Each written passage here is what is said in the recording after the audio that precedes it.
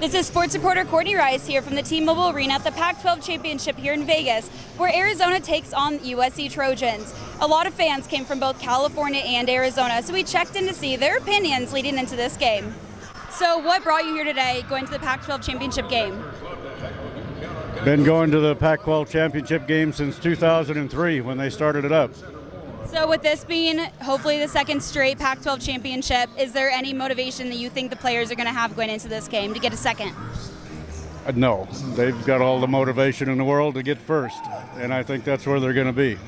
It is game number 2 for the Arizona Wildcats here at the T-Mobile Arena in Vegas for the Pac-12 tournament. What needs to come out of the performance tonight against UCLA would be identical to the performance in the second half yesterday against Colorado, and a stronger performance from DeAndre Ayton, who had an unusual amount of only 10 points yesterday. It's inevitable that the energy and the knowledge of the game doesn't just stay on the court. It's followed to the benches by the players, showing their own support system with hand gestures and various facial expressions to get the guys going. So if someone catches a body, like usually we all go like, or something like that. I like to do just hold both of them up. I know Matt over there likes to do a little arrow and stuff, but yeah, we just have fun with it. From the Taco Bell Arena here at Boise State University in Idaho, this is UATV3 Sports reporter Courtney Rice. The Arizona Wildcats have done it for a second year in a row, winning the Pac-12 championship here in what they call the McHale of the North. What an incredible experience, not only Sean Miller, but the players facing adversity that they've had this year, moving into the NCAA tournament this next week. I can assure you this is not the last game the Wildcats thought they'd be playing. Seeing Doosan give Parker a hug, 20 points down, 1 minute left at the end of the game, the energy just was not there for the Cats throughout the whole game. Missed shots on basket, no defense outside 3. They just came up short. Probably the last 7 minutes, when things started kicking, when they were up like 15 points, that's when, I felt like we still had a chance, but, yeah. The emotions in the locker room were beyond raw as they saw the outcome of this game unfold in front of their eyes. With this being some of the key players' last game as a Wildcat, it shook them to the core.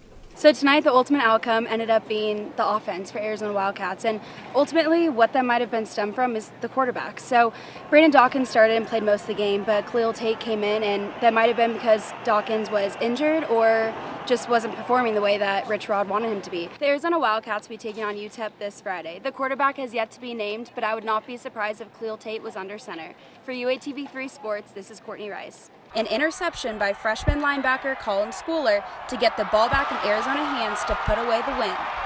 Next Friday at 7 p.m., the Wildcats will take on Utah at home for their first conference play.